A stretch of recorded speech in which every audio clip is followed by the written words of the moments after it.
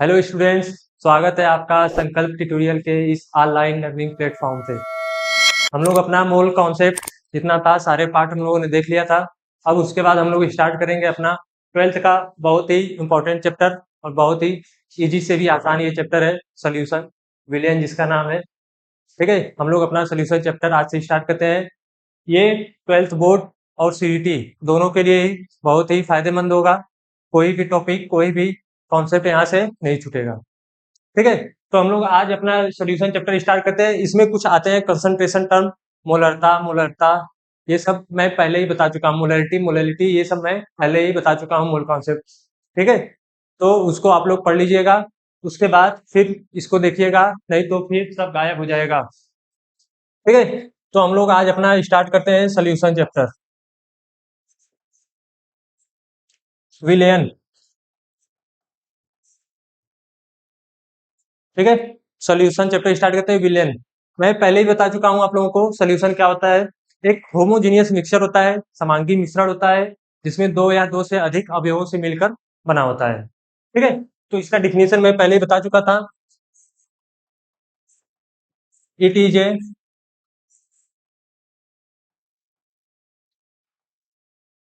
Homogeneous mixture of two or more than two components. दो या दो से अधिक अवयवों का समांगी मिश्रण होता है, होमोजीनियस मिश्रण मिश्रण होता है। ठीक है, समांगी मिश्रण होता है दो या दो से अधिक कंपोनेंट्स का। अब वो कंपोनेंट्स, वो अवयव कौन कौन से होते हैं? वो अवयव कौन कौन से होते हैं मैंने बताया था। सल्यूट और सॉल्वेंट, विलेय और विलायक, विलेय और विलायक, सॉल्यूट और सॉल्वेंट, दो चीजों से मिलकर हमारा सॉल्यूशन बनता है, हमारा विलयन बनता है। किसी भी सॉल्यूशन में, किसी भी विलयन में कैसे पहचानेंगे कि हमारा सॉल्यूट क्या है, सॉल्वेंट क्या है? ठीक है, तो इसके लिए मैंने बताया था सॉल्वेंट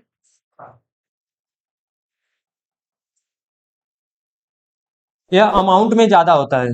जिसकी अमाउंट ज्यादा हो, जिसकी अमाउंट, जिसकी मात्रा ज्यादा हो, वो हमारा सॉल्वेंट कहलाएगा, विलायक कहलाएगा।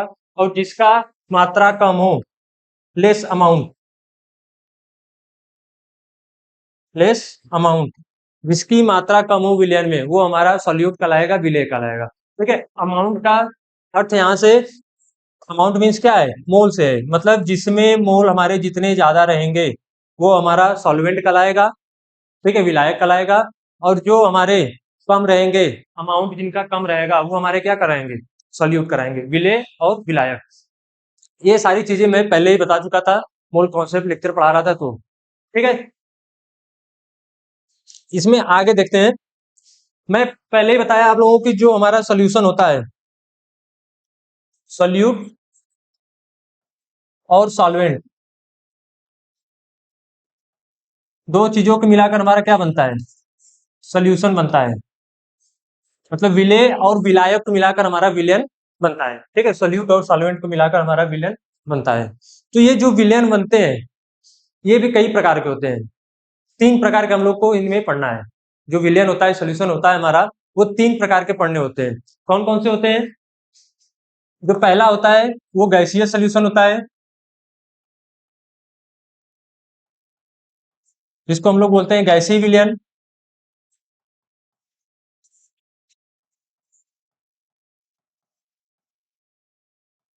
और दूसरा होता है सॉलिड सोल्यूशन।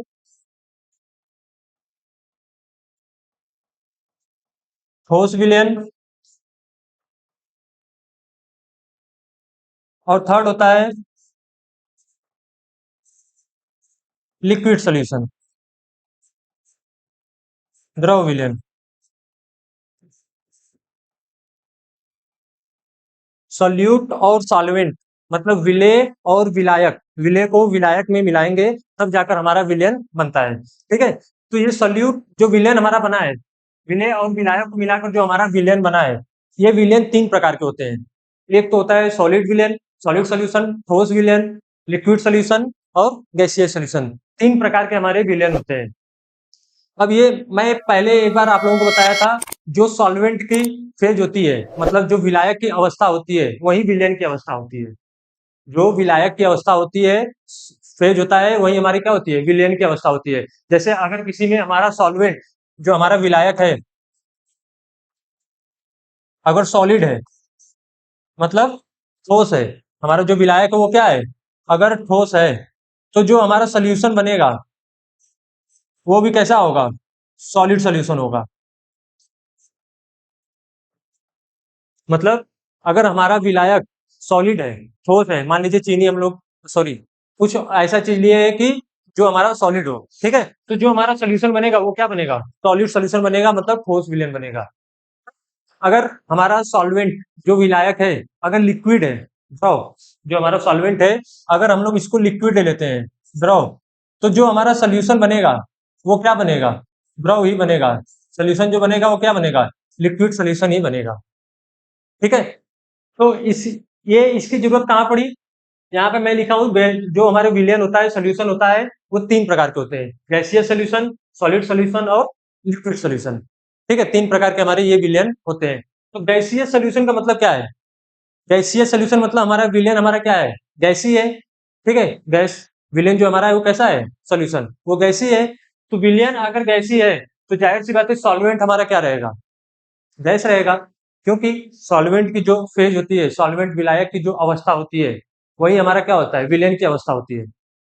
ठीक है, तो अगर हमारा यहाँ पे गैसीय सोल्यूशन है, विलयन हमारा कैसा है, गैसी है, तो हमारा जो सॉल्वेंट रहेगा वो क्या रहेगा, गैस रहेगा।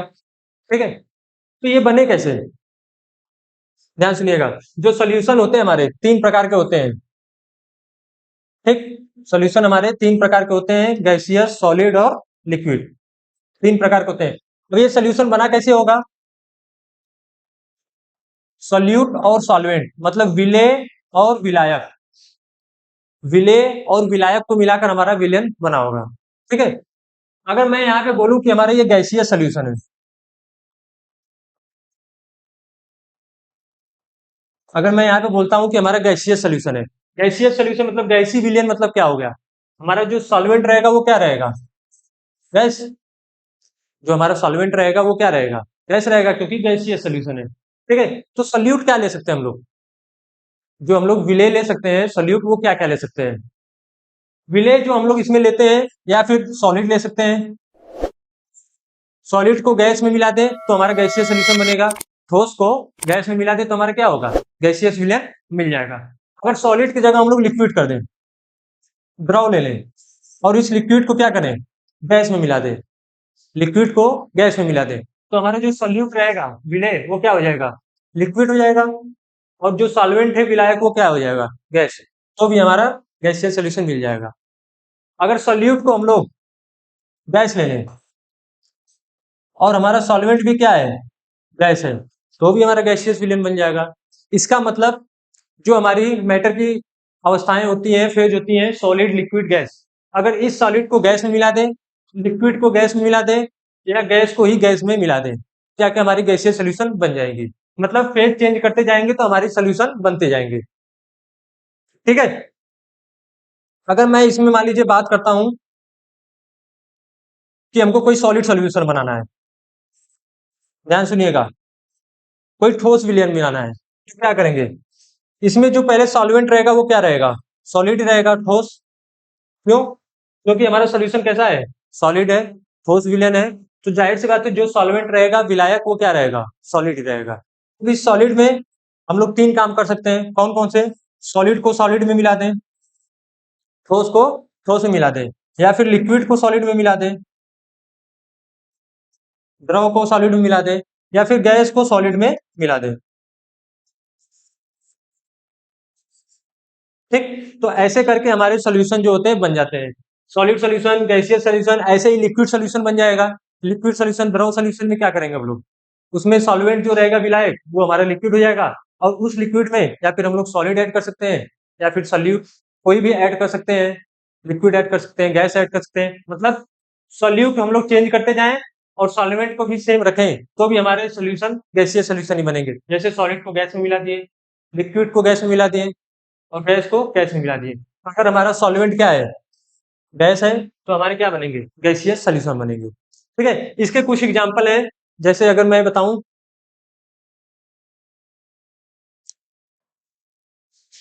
ठीक है, ये है हमारे सॉल्यूशन के प्रकार, ये है। ठीक, देखिए, टाइप ऑफ सॉल्यूशन, तीन प्रकार के सॉल्यूशन होते हैं। एक तो हो गया गैसियस सॉल्यूशन, दूसरा हो गया लिक्विड सॉल्यूशन, और थर्ड हो गया सॉलिड सॉल्यूशन। ठीक, गैसियस सॉल्यूशन जो गैसीय विलयन है वो कैसे कैसे बन सकता है, ये एनसीईआरटी के लाइन से मैंने उठाया, एनसीईआरटी से आप लोगों को दिख रहा है क्लियर। अगर हम सॉल्यूट क्या लेते हैं, विलेय, सॉल्यूट मतलब विलेय, और सॉल्वेंट मतलब विलायक। अगर गैस को गैस में मिला दे तो सॉल्वेंट हमारा विलायक क्या है, गैस, तो हमारा जो विलयन बनेगा वो कैसा बनेगा, गैसियस सॉल्यूशन बनेगा। ठीक है, अगर इसी सॉल्यूट को चेंज करे, विलेय को चेंज करे, लिक्विड को गैस में मिला दे, तब जाके हमारा गैसियस सॉल्यूशन बन जाएगा। ऐसे ही सॉलिड को गैस में मिला दे, तब जाकर हमारा क्या होगा, गैसियस सॉल्यूशन मिल जाएगा। ऐसे ही सॉलिड और liquid gas, solid liquid gas को हम लोग लिक्विड लिक्विड के साथ मिला सकते हैं। ऐसे ही सॉलिड लिक्विड गैस को हम लोग क्या कर सकते हैं, सॉलिड सॉलिड के साथ मिला सकते हैं, तो जाकर हमारा सॉलिड सॉल्यूशन बन जाएगा। ठीक है, इसके कुछ एग्जाम्पल दिए हुए हैं जो कि सीयूईटी के लिए बहुत इंपॉर्टेंट है। ये जो इसके एग्जाम्पल है, इस चार्ट के जो एग्जाम्पल है वो सीयूईटी के लिए बहुत ही इंपॉर्टेंट है। अभी करंट में टू इसी साल 2024 में ही के आए थे, कौन सा क्वेश्चन आया था, mixture of nitrogen and oxygen, camphor in nitrogen gas, हाँ ये एग्जाम्पल था, ध्यान सुनिए। ये एग्जाम्पल अभी इसी साल 2024 में सीयूटी के एग्जाम में आया था। ठीक है, तो इसलिए, और हर बार एग्जाम में कोई भी इंट्रेंस एग्जाम हो उसमें ये एग्जाम्पल आते रहते हैं, लगभग करके आते रहते हैं। तो ये एग्जाम्पल बहुत सारे इंपॉर्टेंट है, सारे के एग्जाम्पल आप लोग को याद रखने पड़ेंगे, और एग्जाम्पल बहुत ही ईजी है, कुछ इसमें खास नहीं है एग्जाम्पल में।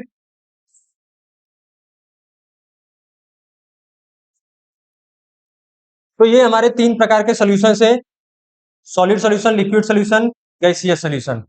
ठीक है, विलेय, विलायक और विलयन, तीन प्रकार के हमारे सॉल्यूशन थे। ठीक, देखिए, अगर mixture of oxygen and nitrogen gas, मतलब ऑक्सीजन भी गैस होता है, नाइट्रोजन भी गैस होता है, अगर नाइट्रोजन और ऑक्सीजन मिला है, दोनों गैस मिला है, तो जाहिर सी बात है हमारा सोल्यूशन कैसा बनेगा, गैसियस सोल्यूशन बनेगा।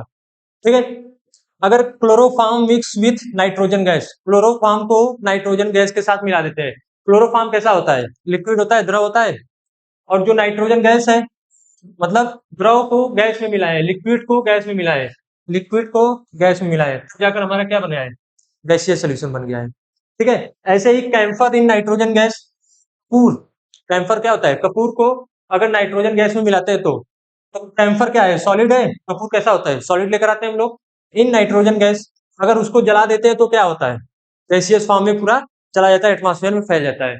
तो कैम्फर इन नाइट्रोजन गैस, इसके एग्जाम्पल बहुत ही आसान है याद करना। कैसे याद करेंगे, जो गैसियस सोल्यूशन है, गैसियस विलेन जो है, देखिए, नाइट्रोजन गैस, नाइट्रोजन गैस और नाइट्रोजन गैस, जो इसमें सॉल्वेंट लिया गया है, विलायक लिया गया है, वो नाइट्रोजन गैस ही लिया गया है। इसके बाद सल्यूट चेंज है, एक में ऑक्सीजन है, एक में क्लोरोफॉर्म है, और थर्ड में क्या है, कैम्फर है। मतलब सॉल्वेंट का सेम है और सल्यूट का डिफरेंट है। तो सॉल्वेंट का अगर आप लोग देख लेंगे तो 50% आपकी कंडीशन हो जाएगी कि आप सही करके आएंगे। ठीक है, सेकेंड जो इसमें है, लिक्विड सोल्यूशन है। अब लिक्विड सोल्यूशन कैसे बनेगा सर, जाहिर सी बात है सॉल्वेंट हमारा विलायक क्या रहेगा, लिक्विड में रहेगा, तो ये लिक्विड हो गया हमारा सॉल्वेंट। और सोल्यूट हम लोग क्या कर सकते हैं, जो विलेय है उसको क्या कर सकते हैं, अलग अलग चेंज कर सकते हैं, तो सॉलिड, लिक्विड, गैस तीनों ले सकते हैं। इसके एग्जाम्पल है, oxygen dissolve in water, oxygen को वाटर में डिजॉल्व कर दीजिए, ऑक्सीजन क्या है, गैस है, और वाटर जो जल है वो क्या है, द्रव, ऑक्सीजन गैस है और वाटर क्या है, जल है, लिक्विड है। तो मतलब गैस को लिक्विड में करें तो हमारा सोल्यूशन कैसा बनेगा, गैस इन लिक्विड बन जाएगा। वैसे ही ethanol dissolve in water, alcohol को वाटर में डिजॉल्व करते हैं, शाम को मैक्सिमम लोग डिजॉल्व करते हैं, जो बड़े बुजुर्ग होते हैं, रिक्शा टेम्पो चलाने वाले मैक्सिमम लोग क्या करते हैं, एथेनॉल को क्या करते हैं, वाटर में डिजॉल्व करते हैं। ठीक है, तो एथेनॉल हमारा क्या होता है, कैसा होता है, सॉलिड तो होता नहीं है, सबको पता होगा। ये लिक्विड होता है और जो वाटर होता है वो क्या होता है, लिक्विड होता है। लिक्विड को लिक्विड में मिक्स करें तो हमारा सोल्यूशन कैसा बनेगा, लिक्विड में बनेगा। तो ये हमारा लिक्विड सोल्यूशन हो जाएगा। ठीक है।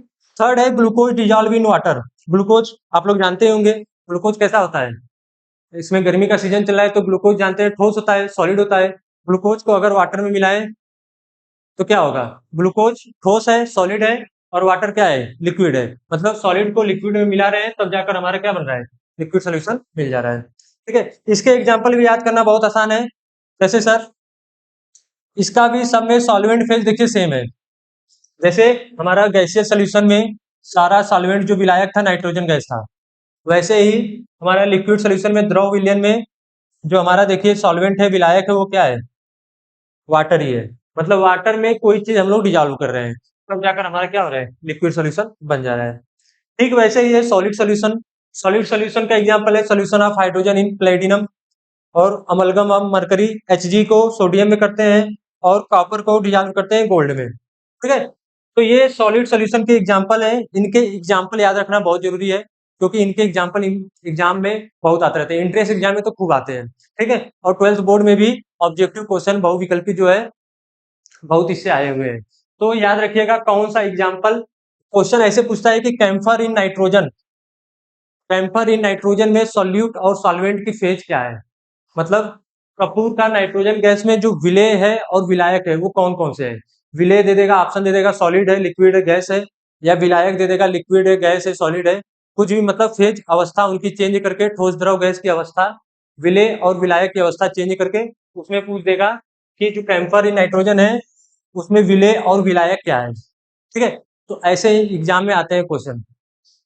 इसको सारे एग्जाम्पल याद रखिएगा, ये बहुत ही इंपॉर्टेंट है क्योंकि अभी इसी साल सीयूटी में क्वेश्चन आया था ये कैम्फर इन नाइट्रोजन का। ठीक। तो इसको ध्यान में रखिएगा।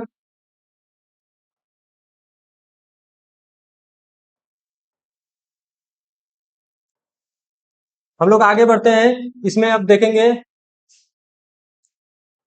सॉलिबिलिटी। सॉल्यूशन तो हम लोग देख लेना, सॉल्यूशन कैसे कैसे हमारे बनते हैं। सॉलिड को लिक्विड में करेंगे, सॉलिड को गैस में करेंगे, सॉलिड को सॉलिड में कर देंगे तब जाकर हमारा सॉल्यूशन बन जाएगा। इसमें हम लोग को 3 प्रकार के पढ़ने हैं जो हम लोग का है इसमें।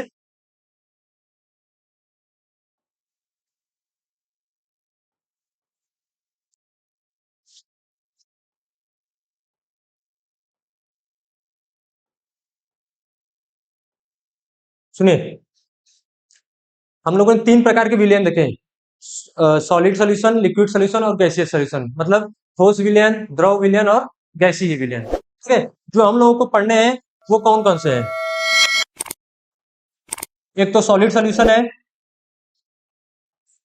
बस यही सॉलिड सॉल्यूशन ही है। ठोस विलयन, सॉलिड को हम लोग लिक्विड में डिजॉल्व करेंगे। ठीक है। सॉलिड को लिक्विड में डिजॉल्व करेंगे तो कैसा सोल्यूशन होगा, सॉलिड इन गैस या gas in liquid, solid in liquid. ठीक है।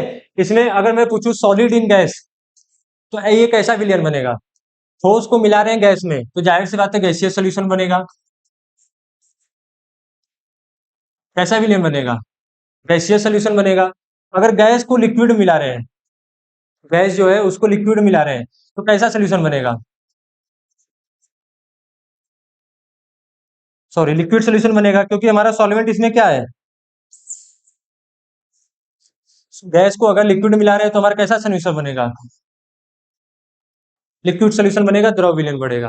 ठीक है। वैसे ही अगर सॉलिड को लिक्विड मिलाएं, चीनी को अगर पानी में मिलाते हैं, सॉलिड को लिक्विड मिलाएं तो हमारा विलयन कैसा बनेगा, लिक्विड सोल्यूशन बनेगा, द्रव विलयन बनेगा। ठीक है। तो ऐसे करके gaseous solution, liquid solution, solid solution आप लोग देख सकते हैं। जो हमको पढ़ने हैं, हम लोग को सॉलिबिलिटी पढ़नी है, gas in liquid, solid in liquid, मतलब जो लिक्विड सोल्यूशन होता है, द्रव विलयन जो है लिक्विड सोल्यूशन, इसके बारे में हमको पढ़ना है। जो द्रव विलयन होता है, द्रव विलयन 3 प्रकार के होते हैं। द्रव में हम लोग सॉलिड मिला सकते हैं, लिक्विड में क्या कर सकते हैं, सॉलिड मिला सकते हैं, लिक्विड में लिक्विड मिला सकते हैं, लिक्विड में गैस मिला सकते हैं। ठीक है। तो जो द्रव विलयन है, लिक्विड सोल्यूशन है, उसी के बारे में हम लोगों को डिटेल में पढ़ना है। ठीक है, इसमें बहुत सारे लॉ आएंगे, रूल आएंगे, तो सारे लॉ और रूल्स को हमको देखना है। ठीक, तो अगर मैं इसमें बात करूं, जो हमारा सोल्यूशन है उससे पहले देखते हैं सॉल्युबिलिटी, विलेयता। ये क्या होता है? सॉल्युबिलिटी जो होती है, विलेयता, ये क्या होता है? देखिए, जब कोई सोल्यूशन बनाते हैं तो हम लोग क्या करते हैं, कोई सॉल्यूट लेते हैं, सॉल्वेंट में डिजॉल्व करते हैं, तब जाकर हमारा सोल्यूशन बनता है। ठीक है, तो जो हमारी सॉल्युबिलिटी है, विलेयता, ये क्या होता है? सॉल्युबिलिटी जो है, विलेयता, ये डिपेंड करता है सॉल्यूट पे।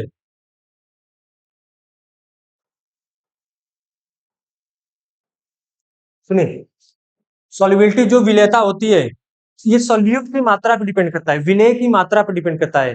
कितना विलेय हम लोग किसी फिक्स अमाउंट ऑफ सॉल्वेंट में, मतलब कितना विलेय किसी हम लोग विलायक में मिला रहे हैं, वो उस विलेय की क्या कहलाती है, जो मात्रा होती है, विलेयता कहलाती है। जैसे मान लीजिए हमारा कोई सॉल्वेंट है, विलायक। ठीक है, कोई विलायक लिए, मान लीजिए हम वाटर लिए, पानी लिए हैं, वो 500 ml लिए हैं। ठीक है, उसमें मैं x ग्राम चीनी मिला दिया, जो कि सॉल्यूट हो जाएगा। ठीक है, 500 ml हमारा क्या है, वाटर है, और x ग्राम चीनी है। ठीक है, मतलब मैक्सिमम हम x ग्राम ही चीनी मिला सकते हैं, अब इससे ज्यादा चीनी उस जल में हम मिला नहीं सकते। ठीक है, तो मतलब ये देखिए, सॉल्वेंट हमारा फिक्स है, सॉल्वेंट हमारा विलायक क्या है, फिक्स है, 500 ml, और इसमें सल्यूट की मात्रा भी हम लोग मैक्सिमम मिला चुके हैं, जितना हम लोग मिला सकते थे। ठीक है, तो निश्चित ताप और दाब, टेम्परेचर को हम लोग कांस्टेंट रखेंगे। जो हमारा टेम्परेचर है, ताप है, वो क्या रहेगा, कांस्टेंट रहेगा, तो हम बेसी टेम्परेचर नहीं करेंगे। ठीक है, प्रेशर कांस्टेंट रहेगा, मतलब निश्चित ताप और दाब पर, ध्यान सुनिएगा, निश्चित ताप और दाब पर जो हम लोग फिक्स सॉल्वेंट में, मतलब निश्चित विलायक में, मैक्सिमम अमाउंट ऑफ सॉल्यूट, विलेय की मैक्सिमम मात्रा, अधिकतम मात्रा जितनी ऐड कर सकते हैं, वो उसकी विलेयता कहलाती है, सॉल्युबिलिटी कहलाती है। जैसे मैं बताया कि अगर 500 ml हमारा वाटर है, फिक्स है ये, इसमें x ग्राम मैक्सिमम हम लोग चीनी मिला सकते हैं, टेम्परेचर कांस्टेंट रहेगा, और प्रेशर भी कांस्टेंट, मतलब ताप और दाब दोनों नियत रहेंगे। ठीक है, तो यही इसकी डिफिनीशन है, solubility of a substance is maximum amount of the solvent can be dissolved in specific amount of solvent. Solubility of a substance is maximum amount that can be dissolved in a specific amount of solvent at a specified temperature. मतलब fix temperature पे, निश्चित ताप पे और निश्चित विलायक की मात्रा में हम लोग कितना मैक्सिमम विलेय मिला सकते हैं। निश्चित जो हमारा फिक्स सॉल्वेंट था, उसमें सॉल्यूट मैक्सिमम कितना मिला सकते हैं फिक्स टेम्परेचर पे, वो उसकी क्या कहलाती है, सॉल्युबिलिटी कहलाती है, विलेयता कहलाती है। ठीक है, ये जो सॉल्युबिलिटी होती है, तीन चीजों पे डिपेंड करती है, चार चीजों पे, nature of solute, nature of solvent, temperature and pressure.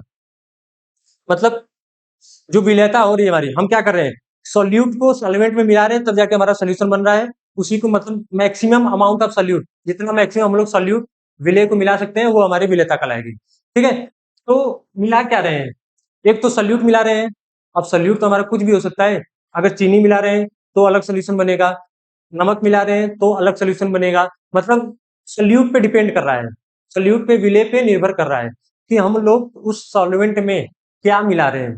ठीक है, तो जो हमारी विलेयता होती है, वो किस पर डिपेंड करती है, एक तो फर्स्ट हो गया नेचर ऑफ सॉल्यूट, पहला क्या हो गया,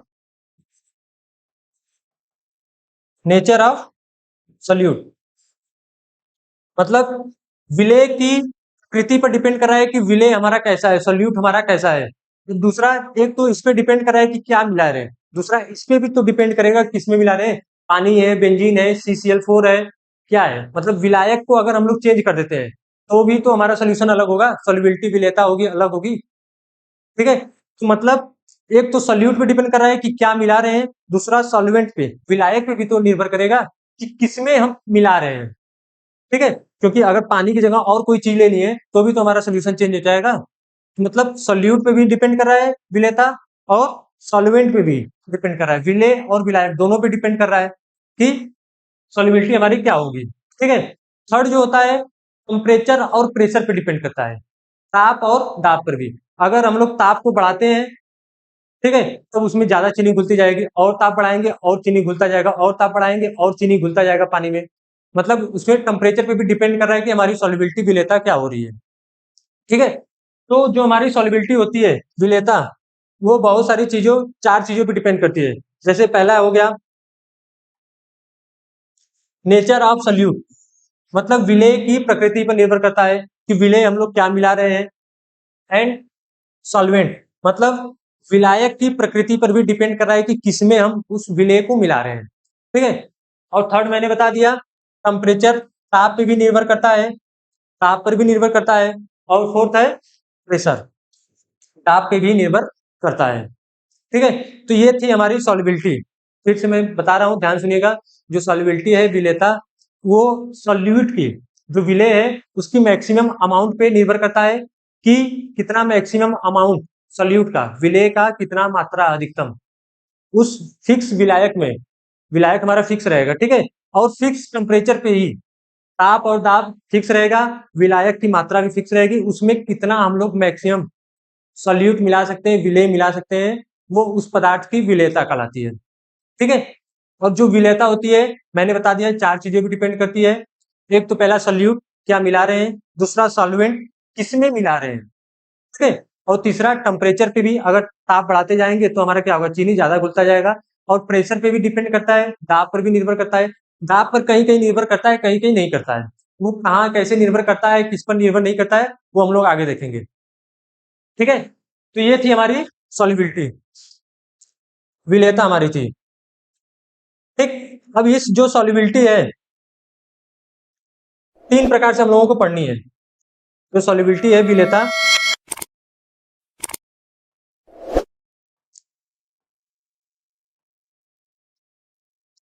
जो विलेयता है, अब हम लोग करेंगे क्या, जो विलेयन बनाए थे।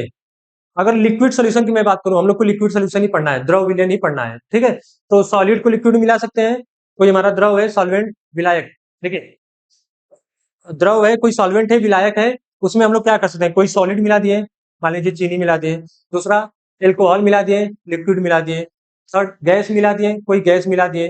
तो मतलब वो जो द्रव है विलायक है, उसमें हम लोग क्या कर सकते हैं, सॉलिड भी मिला सकते हैं, लिक्विड भी मिला सकते हैं, गैस भी मिला सकते हैं। ठीक है, तो तीनों को मिलाकर हम लोग को अलग अलग इंडिविजुअली पढ़ना है कि कैसे हम लोग द्रव विलयन को पढ़ते हैं।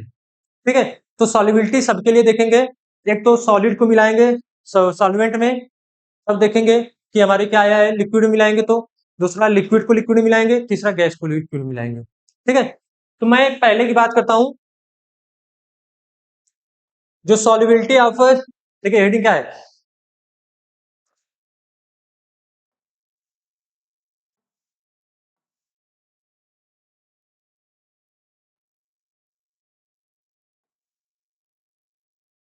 सुनिए। पहला है solubility of a solid in a liquid, मतलब हम लोग क्या करेंगे, पहले ठोस को द्रव में मिलाएंगे। सॉलिड होता है ठोस, उसको द्रव में मिलाएंगे, तब जो द्रवी विलयन बनेगा उसके बारे में, उसकी विलेयता हमको देखनी है, सॉल्युबिलिटी हमको देखनी है। ठीक है, तो देखते हैं इसके बारे में क्या क्या दिया है।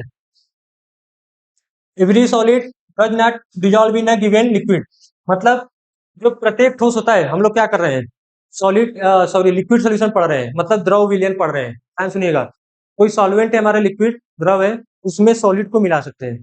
ठीक है, सॉलिड को मिला रहे हैं तो जो सॉल्यूशन बना है उसी के बारे में हम पढ़ रहे हैं। ठीक, तब होता क्या है, सॉल्वेंट हमारा लिक्विड है, द्रव है, उसमें हम लोग सॉलिड को मिला रहे हैं, ठोस को मिला रहे हैं। तो ये जो ठोस है, सभी ठोस, सभी सॉलिड, सभी लिक्विड में मिक्स नहीं होते हैं। ठीक है, वही यहाँ पर दिया है, every solid does not dissolve in a given liquid, मतलब प्रत्येक जो ठोस होता है, प्रत्येक सॉलिड किसी भी लिक्विड में डिजॉल्व नहीं हो पाता। उनकी अलग अलग प्रकृति होती है कि कौन सा किस में डिजॉल्व होगा, कौन सा किस में घुलेगा, कौन सा किस में नहीं घुलेगा। ठीक है, देखते हैं और आगे क्या दिया है, will while sodium chloride and sugar dissolve in water, ये तो आप लोग जानते हैं। Naphthalene and anthracene do not, मतलब दिया है कि हम लोग नमक होता है या चीनी होता है, उसको पानी में मिला देते हैं, तो पानी में से मिला देते हैं तो घुल जाता है, अच्छे से डिजॉल्व हो जाता है। अगर उसी नमक और चीनी की जगह हम लोग नेफ्थलीन और एंथ्रासिन ले लें, नेफ्थलीन और एंथ्रासिन दो विलेय होते हैं, अगर इनको चीनी और नमक की जगह उस पानी में मिलाते हैं तो मिक्स ही नहीं होता है, सब नहीं घुलता है। ठीक है, क्यों नहीं घुलता है अभी बताएंगे, अभी सुन लीजिए।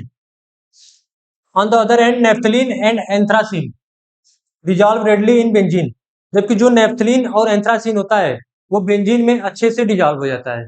ठीक है, तो अब सुनिए कहानी इसके पीछे क्या है, क्यों डिजॉल्व होता है, क्यों नहीं डिजॉल्व होता है। बचपन में हम लोगों को बताया जाता था, मम्मी कहती थी कि उस लड़के से तुम बात मत करना, उस लड़के के घर मत जाना, या उसके घर मत जाना, उस कोई कुछ दे तो खाना मत। मतलब वो क्यों कहती थी कि उस लड़के के घर नहीं जाना, उससे दोस्ती तुमको नहीं करना है, क्यों करती थी? क्यों? क्योंकि आपका नेचर अलग था, आप अलग थे, वो अलग था। वो बहुत ज्यादा शैतानी करता था, इसलिए कहती थी मम्मी कि उसके पास मत जाना, नहीं तो तुम भी वैसे हो जाओगे। कहती थी हमको कि तुम अच्छे लड़कों के पास जाना, कि उनसे दोस्ती कर लो, वो अच्छे हैं, उनसे दोस्ती कर लो, उनसे मत करना क्योंकि वो बहुत शैतानी करते हैं। ठीक है, मतलब वो आप पे निर्भर कर रहा था कि आप किससे दोस्ती कर रहे थे। मम्मी बता रही थी कि आप किससे दोस्ती कर रहे हैं, किससे दोस्ती नहीं करनी है। ठीक है, तो वो क्यों बता रही थी? क्योंकि वो चाहती थी आप जैसे हैं, वो मम्मी आपको जैसा अच्छा बनाई है, आप उसी तरीके से अच्छे लड़के से दोस्ती करिए। अगर शैतान लड़के से दोस्ती कर लेंगे तो क्या होगा, अपनी तरह वो खुद को आपको अपनी तरह बना देगा। इसलिए मम्मी कहती थी कि अच्छे लड़के से दोस्ती करो, मतलब आप जैसी दोस्ती थे वैसे ही अलग लड़के से दोस्ती करना चाहते थे। आप अच्छे हैं तो अच्छे से दोस्ती करना चाहते थे। ठीक है, ऐसे ही है हमारा केमिस्ट्री में। हम लोग कर क्या रहे थे, ध्यान सुनिएगा।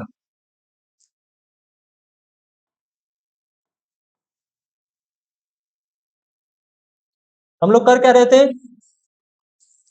सॉलिड को लिक्विड में मिला रहे थे, सॉलिड को लिक्विड में मिला रहे थे, तब हमारा सोल्यूशन बन रहा था। ठीक है, इसमें सॉलिड इन लिक्विड मतलब ठोस को द्रव में मिलाने पर एक कंडीशन आ गई कि सभी ठोस जो होते हैं, सभी सॉलिड सभी लिक्विड में डिजॉल्व नहीं होते, सभी द्रव में नहीं घुलते हैं। क्यों नहीं घुलते हैं? क्यों? क्योंकि दो प्रकृति होती है, बता रहा हूं ध्यान सुनिएगा। एक पोलर नेचर होता है, एक non polar nature.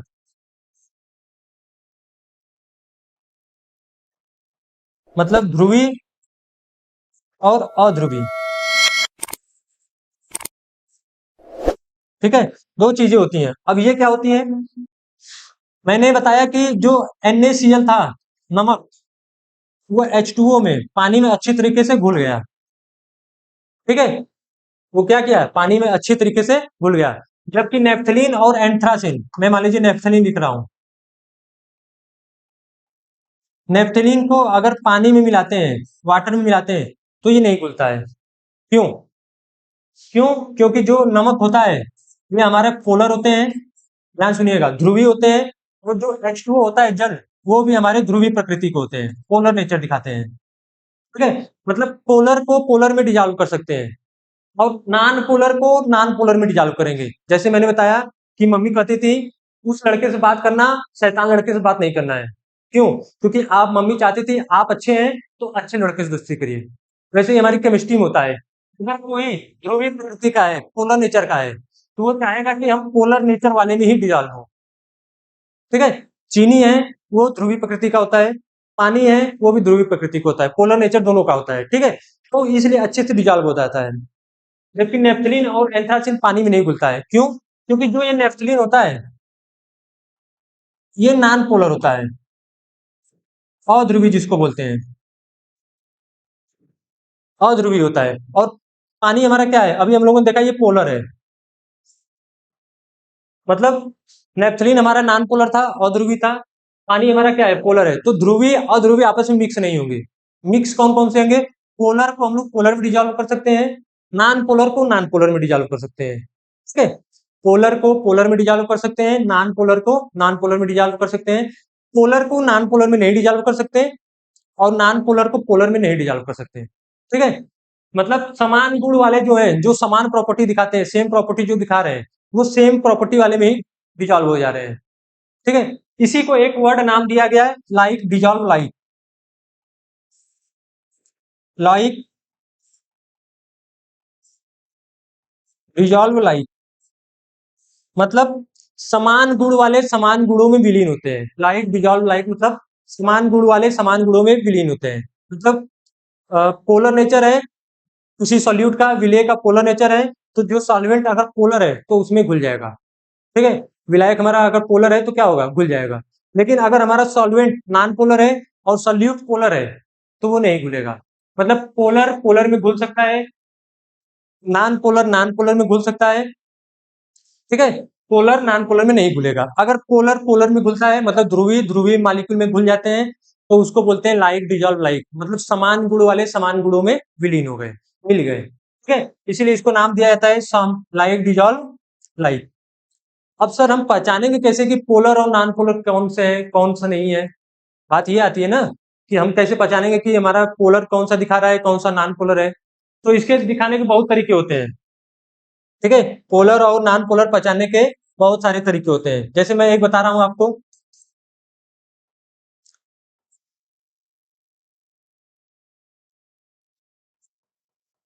Non polar अध्रुवी। Non polar के जब भी देखेंगे, नॉन पोलर पे जब भी देखेंगे सेंट्रल एटम पे, केंद्रीय परमाणु पे लोन पेयर नहीं रहेंगे, मतलब अब्सेंट लोन पेयर। अयुग्मित इलेक्ट्रॉन क्या रहेंगे, उसके केंद्र पर केंद्रीय परमाणु पर नहीं रहेंगे। ठीक है, और दूसरी भी बात होती है साइड एटम सेम, मतलब उससे जुड़ा हुआ जो परमाणु है वो क्या रहेगा, सेम रहेगा। जैसे मैं बात करता हूं बेंजीन की, C6H6, देखिए केंद्रीय परमाणु है कार्बन। ठीक, इसमें कोई लोन पेयर नहीं है, सेंट ऑफ लोन पेयर तो कोई नहीं है। साइड एटम सेम, मतलब परमाणु जो इससे जुड़े हुए परमाणु है हाइड्रोजन वो क्या है, सेम है। मतलब ये कैसी प्रकृति के होंगे, नॉन पोलर होंगे। ठीक, अगर मैं बात करता हूं H2O की, H2O की जल की बात करता हूं तो क्या होगा सर, इसमें साइड एटम तो सेम है, केंद्रीय परमाणु क्या होगा, ऑक्सीजन होगा। साइड एटम जो बगल वाले इसमें परमाणु है हाइड्रोजन है तो सेम है, लेकिन ऑक्सीजन पे देखिए लोन पेयर आ गया है। ऑक्सीजन पे क्या है, लोन पेयर। ऑक्सीजन की वैलेंसी 6 होती है, 2 हाइड्रोजन से बन चुका है, ऐसे होता है ना। मतलब इसमें 2 लोन पेयर आ गए हैं और हमको चाहिए क्या, अब्सेंट ऑफ लोन पेयर नहीं रहना चाहिए। क्या कर वो नॉन पोलर दिखाएगा। लेकिन अगर इस पे लोन पेयर है, H2O में क्या है, लोन पेयर है, केंद्रीय परमाणु पे लोन पेयर है और युग्मित इलेक्ट्रॉन है, तो ये क्या दिखाएगा, पोलर नेचर हो जाएगा, ध्रुवीय प्रकृति का हो जाएगा। ठीक है, तो ऐसे नॉन पोलर और पोलर पहचानते हैं। जिसमें अब्सेंट लोन पेयर मतलब लोन पेयर नहीं रहेंगे वो नॉन पोलर दिखाएगा, और उसके साइड एटम क्या रहेंगे, जो बगल वाला परमाणु है वो क्या रहना चाहिए, सेम रहना चाहिए।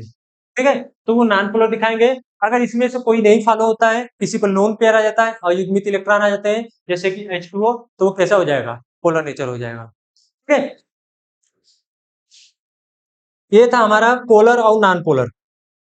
पोलर और नॉन पोलर आप लोग अच्छे से समझ गए होंगे। तो अब यहाँ पे मैं एग्जांपल की बात करता हूँ अपने, ध्यान सुनिएगा।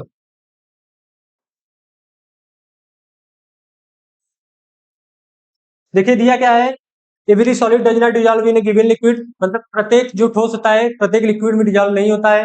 ठीक है, सोडियम क्लोराइड एंड शुगर, नमक NaCl या चीनी ले लें, नमक या शुगर ले लेते हैं, चीनी, ये क्या करेगा, H2O में घुल जाता है। ठीक, H2O में क्या करता है, डिजॉल्व हो जाता है, घुल जाता है। अगर बोर्ड में पूछ दे रीजन कि NaCl जो सॉल्ट होता है नमक होता है पानी में क्यों घुल जाता है, क्यों, क्योंकि दोनों क्या होते हैं, H2O भी पोलर नेचर का होता है, NaCl शुगर भी जो होता है ये कैसे होते हैं, पोलर नेचर के होते हैं। ठीक है, ध्रुवीय प्रकृति के होते हैं, तो दोनों पोलर है, इसलिए क्या करते हैं, आपस में मिल जाते हैं। And naphthalene and anthracene do not, मतलब नेफ्थलीन और एंथ्रासिन जो है, नेफ्थलीन अगर इसको वाटर में डिजॉल्व करते हैं तो ये नहीं घुलते। क्यों, मैंने अभी बताया, नेफ्थलीन इसमें बस कार्बन और हाइड्रोजन ही होता है, 2 बेंजीन परमाणु से सटे हुए होते हैं। ठीक है, 2 बेंजीन परमाणु होते हैं, उसी को नेफ्थलीन बोलते हैं। तो जो नेफ्थलीन है इसमें केवल कार्बन और हाइड्रोजन होते हैं। ठीक है, इसलिए ये नॉन पोलर होते हैं, अध्रुवीय प्रकृति के होते हैं।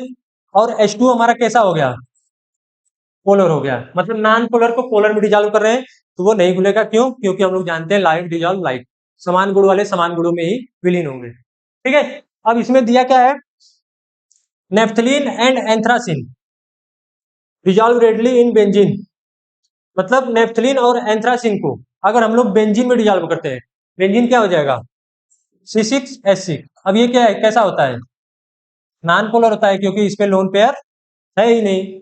और नेफ्थलीन भी हम लोग देख लिए कैसा है, नॉन पोलर है, अध्रुवी है। अध्रुवी अध्रुवी में क्या होगा, डिजॉल्व हो जाएगा। तो वही यहाँ पे दिया है, नेफ्थलीन और एंथ्रासिन जो होते हैं बेंजीन में घुल जाते हैं, but sodium chloride and sugar do not. और ये सोडियम क्लोराइड जो नमक है और शुगर है, ये क्या करते हैं, बेंजीन में नहीं घुलेंगे। क्यों? क्योंकि नमक हमारा कैसा है, पोलर है, ध्रुवीय प्रकृति का है, और बेंजीन हमारा कैसा है, नॉन पोलर है, इसलिए नहीं घुलते हैं।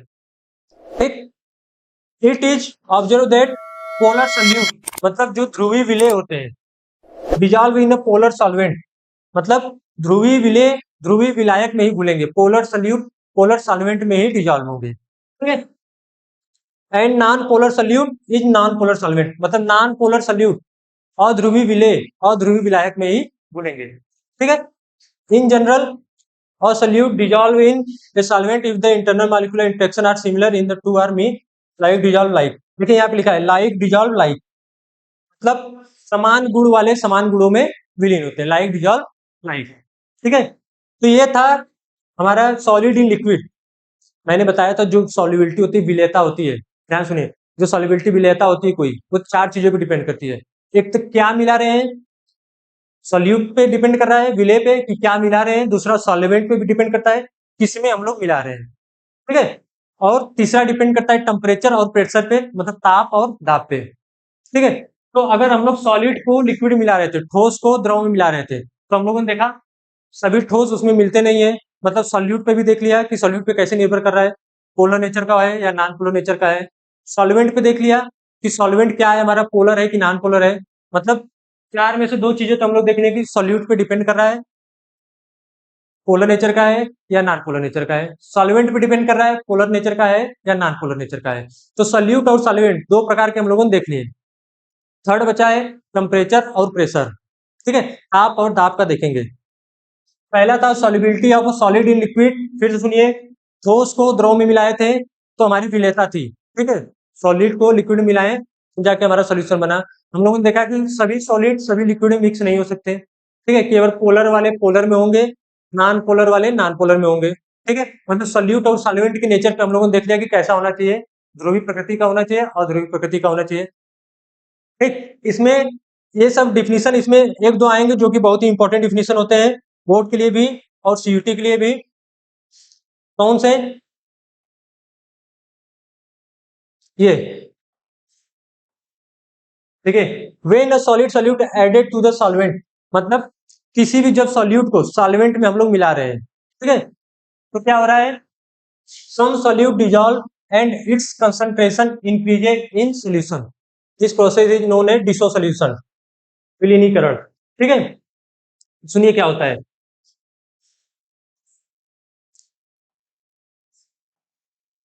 ये हमारा सॉल्वेंट है विलायक, मान लिया हमारा H2O है लिक्विड।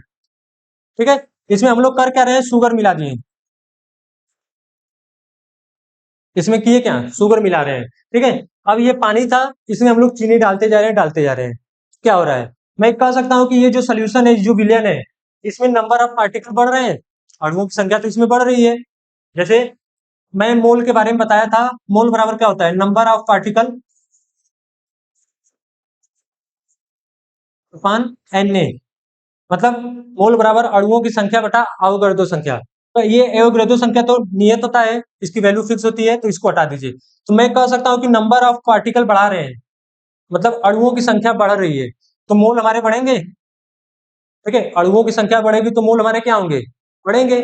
और अगर मोल बढ़ रहे हैं तो मैं कोई भी सांद्रता, कंसंट्रेशन कोई भी सांद्रता कह सकता हूं, जैसे मोलरता, मोलैरिटी या मोलैलिटी, मोलरता या मोलरता कोई भी कह सकता हूं कि हमारी बढ़ रही है। जैसे सर मोलैरिटी बराबर क्या होता है, N अपान V होता है। अगर यहाँ से मोल बढ़ रहे हैं, यहाँ से मोल बढ़ रहे हैं, तो मोल तो मोलरता के समानुपाती है, जो मोल है मोलैरिटी क्या है, डायरेक्टली प्रोपोर्शनल है। तो अगर मोल बढ़ेगा तो मोलरिटी हमारी क्या होगी, बढ़ेगी। ठीक है। तो वहीं यहाँ पर बताया गया है कि जैसे जैसे हम लोग शुगर को डिजॉल्व कर रहे हैं पानी में, चीनी को पानी मिला रहे हैं, तो क्या हो रहा है, इसमें सोल्यूट की मात्रा बढ़ रही है, मतलब शुगर की मात्रा बढ़ रही है, मतलब शुगर के कणों की संख्या बढ़ रही है, अणुओं की संख्या बढ़ रही है। अगर अणुओं की संख्या बढ़ेगी तो मोल बढ़ेंगे, अगर मोल बढ़ रहा है तो कोई भी सांद्रता कंसंट्रेशन टर्म हम कर रहे हैं कि हमारा बढ़ेगा। वही चीज यहाँ पर दिया गया है, when a solid solute added to the solvent, जब किसी सॉलिड सोल्यूट को, ठोस विलेय को विलायक में मिलाया जाता है, तो जो विलयन की सांद्रता होती है, कंसंट्रेशन इंक्रीजेज, ये लाइन ध्यान रखिएगा, कंसंट्रेशन क्या होता है, इंक्रीज कर जाता है, सांद्रता बढ़ जाती है। This process is known as dissolution. इसी प्रोसेस को जब हम सोल्यूट को सॉल्वेंट में मिला रहे हैं, तो उसकी अगर सांद्रता बढ़ जा रही है, जाहिर सी बात है बढ़ेगी, तो उसी प्रोसेस को, यह फिनोमिना जो होता है, इसको हम लोग कहते हैं डिसोल्यूशन, विलीनीकरण। ठीक है, डिसोल्यूशन विलीनीकरण कहते हैं। यहाँ पर विघटन दिया है, विघटन नहीं रहेगा, विलीनीकरण। ठीक है, विलीनीकरण मतलब जब एक विलायक में एक ठोस विलेय जोड़ा जाता है, कुछ विलेय घुल जाते हैं और घोल में इसकी सांद्रता बढ़ जाती है, एकाग्रता दिया है, सांद्रता रहेगा, उसकी सांद्रता घोल में क्या रहेगी, बढ़ जाएगी, जिस प्रोसेस को हम लोग क्या कहते हैं, विलीनीकरण कहते हैं। ठीक है, और आगे इसमें क्या दिया है, some solute particle in solution collide with the solid solute particle and get separated out of solution, this process is known as crystallisation. ठीक है, सुनिए हुआ क्या, ध्यान सुनिएगा। इसमें दिया है कि एक तो प्रोसेस हम क्या कर रहे थे, ये हमारा H2O था, ठीक। अब इसमें हम लोग किए क्या, शुगर, चीनी को डिजॉल्व किए। ठीक है, तो शुगर इसमें आएगा, ठीक। मतलब शुगर को, सॉल्वेंट को, सॉल्यूट को, विलेय को विलायक में मिला रहे हैं, पानी मिला रहे हैं, सॉल्यूट को सॉल्वेंट में डिजॉल्व कर रहे हैं, तो कंसंट्रेशन इंक्रीज कर रही है, तो इस प्रोसेस को बोलते हैं डिसोल्यूशन, विलीनीकरण। ठीक, लेकिन होता क्या है, अगर उसके बावजूद हम लोग बढ़ाते रहते हैं, ध्यान सुनिए, सॉल्यूट सॉल्वेंट में डिजॉल्व हो रहा है, ठीक है, अगर उसमें हम लोग और चीनी डालते रहे, चीनी को पानी में डाल रहे थे, हमारा सांद्रता बढ़ रहा था, ठीक है, और चीनी उसमें डिजॉल्व करते जाए, क्या होगा, एक समय ऐसा आता है कि जो ये चीनी के पार्टिकल होते हैं, एक दूसरे के साथ एग्रीएट हो जाते हैं। एग्रीएट मतलब एक दूसरे से मिलकर समूह बना रहे थे, जो चीनी के पार्टिकल हैं वो पास पास आ जाते हैं। ठीक है, और ये पास पास आने के बाद ऑटोमेटिक सोल्यूशन से बाहर चले जाते हैं। जो सोल्यूशन पहले क्या हुआ, शुगर को हम लोग सॉल्वेंट में डिजॉल्व किए, तो हमारा कंसंट्रेशन, सांद्रता बढ़ी है। ठीक है, अब थोड़े समय बाद क्या हुआ, ये शुगर जो था, चीनी, इसके क्या हुए, मॉलिक्यूल आपस में कोलाइड कर गए, एक दूसरे से चिपकना स्टार्ट कर दिए, और ये एक दूसरे से चिपक कर, एक दूसरे से एग्रीएट होकर सोल्यूशन से बाहर चले गए। अब यहाँ पे सोल्यूशन था, अब इससे बाहर चले गए, तो ये अगर बाहर चले जाते हैं, मतलब सोल्यूट और सॉल्वेंट दोबारा बन चुका है। ठीक, तो इस फिनोमिना को कहा जाता है क्रिस्टलाइजेशन, क्रिस्टलाइजेशन, क्रिस्टलीकरण। ठीक है, जो ये फिनोमिना होती है, इसको क्या कहते हैं, क्रिस्टलीकरण। ठीक, हुआ क्या, फिर से एक बार सुनिएगा, सॉल्यूट को सॉल्वेंट में डिजॉल्व कर रहे थे, कंसंट्रेशन इंक्रीज कर रही थी, सांद्रता बढ़ रही थी, विलेय को विलायक मिला रहे थे, सांद्रता बढ़ रही थी। ठीक है, तो इसको हम लोग कहते हैं कि ठीक है, उसकी सांद्रता बढ़ गई, विलेय की विलायक मिलाए, तो इस प्रोसेस को हम लोग कर रहे थे डिसोल्यूशन, विलीनीकरण, मतलब विलीन कर रहे हैं उसमें। ठीक है, कुछ समय बाद उसी सोल्यूशन से सारे सोल्यूट के पार्टिकल, जो हमारे ठोस से चीनी थे, उनके पार्टिकल क्या किए, आपस में आकर चिपकना स्टार्ट हुए और सोल्यूशन से बाहर चले गए। सोल्यूशन से बाहर जाकर वो सोल्यूट और सॉल्वेंट में वापस टूट गए, विलेय और विलायक में आपस में टूट गए। ठीक है, तो एक तो हुआ कि सोल्यूट और सॉल्वेंट को मिलाकर हम लोग सोल्यूशन बनाए। ठीक है, दूसरा काम क्या हुआ, उसी सोल्यूशन से सोल्यूट और सॉल्वेंट दोबारा अलग अलग टूट गए। ठीक है, मतलब एक तरह सोल्यूट और सॉल्वेंट मिलकर सोल्यूशन बना रहे हैं, दूसरी तरह उसी सोल्यूशन से सोल्यूट और सॉल्वेंट अलग अलग हो जा रहे हैं। अगर सोल्यूट और सॉल्वेंट, विलेय और विलायक मिलकर बना रहे हैं, तो उसको कहेंगे डिसोल्यूशन, विलीनीकरण। और दूसरा होता है, अगर विलयन से विलेय और विलायक अलग हो रहे हैं, सोल्यूट और सॉल्वेंट अलग हो रहे हैं, तो उसको कहते हैं क्रिस्टलाइजेशन, क्रिस्टलीकरण। ठीक है, वही यहाँ पर दिया है, When some solute particle in solution collide with the solid particle and get separated outside, this process is known as crystallization. इस प्रोसेस को क्या कहते हैं? क्रिस्टलाइजेशन बोलते हैं, क्रिस्टलीकरण बोलते हैं। ठीक है, तो दो प्रोसेस है, एक डिसो सोल्यूशन जिसमें सोल्यूट को सॉल्वेंट में मिला रहते हैं, दूसरा प्रोसेस है उसी सोल्यूशन से सोल्यूट और सॉल्वेंट अलग अलग हो जा रहे थे, मतलब विलेय और विलायक मिलाकर विलेन बना रहते हैं, और इसी विलेन से विलेय और विलायक के पार्टिकल अलग अलग हो गए। ठीक है, तो एक को विलीनीकरण बोलेंगे, दूसरे को क्रिस्टलीकरण बोलेंगे। ठीक,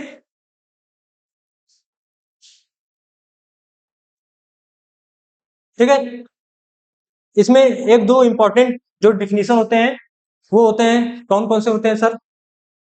सैचुरेटेड सोल्यूशन, ध्यान सुनिएगा।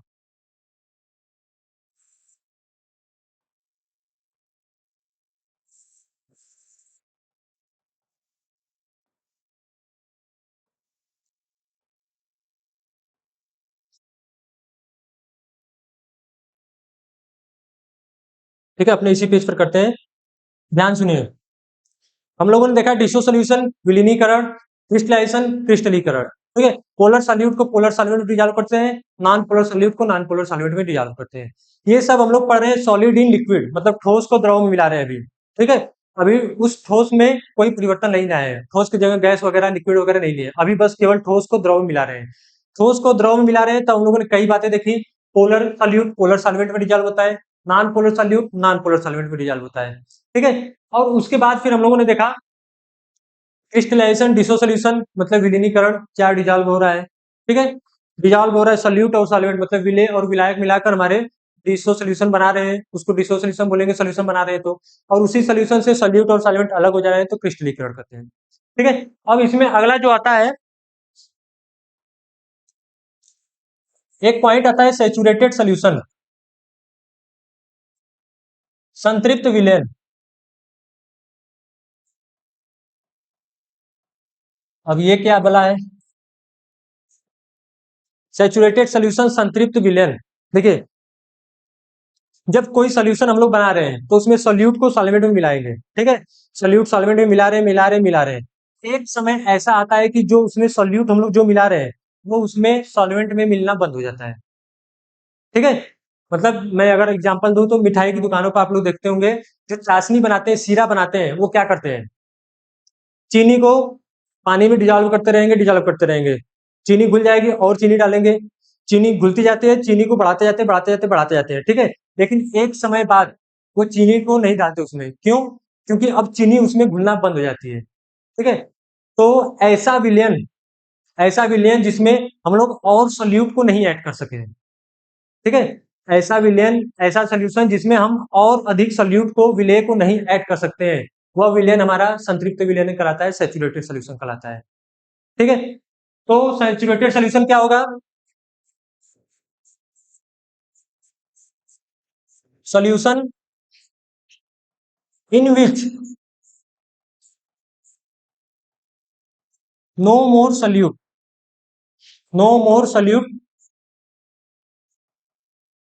आर एडेड, मतलब ऐसा विलयन जिसमें हम लोग अब और अधिक सोल्यूट को नहीं मिला सकते, और अधिक विलय को नहीं मिला सकते, वो विलयन हमारा क्या कहलाएगा? Saturated solution. और दूसरा होता है नॉन सैचुरेटेड सोल्यूशन, असंतृप्त विलयन, नॉन सैचुरेटेड सोल्यूशन असंतृप्त विलयन। ये क्या होता है? अगर अधिक सोल्यूट उसमें नहीं मिला सकते तो वो सैचुरेटेड हो जाएगा, और अधिक सोल्यूट हम लोग मिला रहे मिलते जा रहे हैं तो वो असंतृप्त सोल्यूशन हो जाएगा, असंतृप्त विलयन हो जाएगा, अनसैचुरेटेड नॉन सैचुरेटेड सोल्यूशन हो जाएगा। ठीक है, तो दो चीजें हैं, अगर चीनी को हम लोग पानी में मिलाते हैं, अगर घुलता जा रहा है तो असंतृप्त विलयन कहलाएगा, क्योंकि उसमें चीनी अभी हम लोग घोल सकते हैं। ठीक है, एक कंडीशन के बाद वो चीनी घुलना बंद हो जाती है, तो उस कंडीशन को, उस विलयन को हम लोग क्या कहेंगे? सैचुरेटेड सोल्यूशन बोलेंगे, संतृप्त विलयन बोलेंगे। ठीक है, अब जैसे मिठाई की दुकानों पर चाशनी वगैरह बनाते हैं, सीरा वगैरह बनाते हैं, तो क्या करते हैं, तो उसमें चीनी डालना बंद कर देते हैं, क्यों? क्योंकि वो अब वो सैचुरेशन पे आ गया होता है, संतृप्त हो गया होता है सोल्यूशन। ठीक है, जो चाशनी होती है वो सैचुरेटेड कंडीशन में आ गई होती है।